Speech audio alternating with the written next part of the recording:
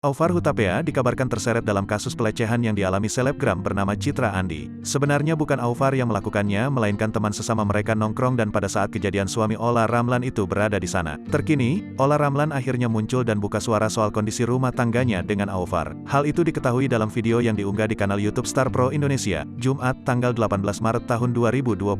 Ola memberikan isyarat rumah tangganya memang sedang tidak baik-baik saja. Namun tak dijelaskan Ola Ramlan masalah apa yang dihadapinya bersama sang suami. Ia hanya berkata bahwa saat ini keduanya masih dalam tahap introspeksi diri. Kita masih dalam kondisi introspeksi diri masing-masing, kata Ola. Ibu dua anak ini juga belum berani berspekulasi tentang nasib rumah tangganya. Hanya saja, Ola menyatakan siap menerima keputusan apapun yang disepakati bersama Aufar terkait nasib rumah tangga mereka. Kita lihat aja ke depannya, terang Ola Ramlan. Di tengah wawancara, Ola Ramlan malah menyinggung soal perpisahan. Kendati demikian, baik Ola maupun Aufar saat ini masih berusaha melakukan yang terbaik untuk mempertahankan rumah tangga mereka. Kalaupun memang ingin masih bersama-sama, ya kita sama-sama, ungkap Ola. Kalau saatnya kita memang udah waktunya berpisah, ya kita pisah, sambungnya.